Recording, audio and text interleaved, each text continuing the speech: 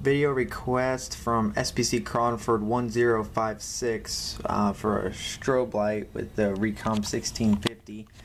As you can see, I got them both right here, not activated yet. If you're looking for one of these, you can get them from Amazon. I got this one for about 15 bucks. That includes shipping and handling. If you got Amazon Prime, you can get it for about 12.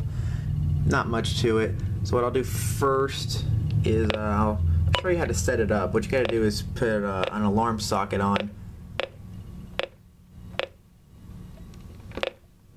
And you want to put it on switch, and when you put it on switch, it's going to start flashing at you, just like that. And as I said in the comment, no matter what you do, it's always going to flash the same. And then when you do your volume test, if you can see that,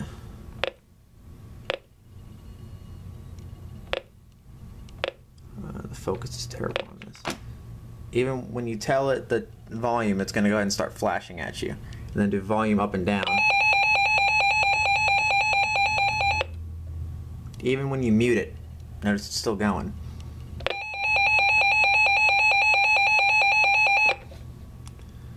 Alright, and then we'll go ahead and do all the other alarms. This will be a warning, watch, beep, and advisory. Warning.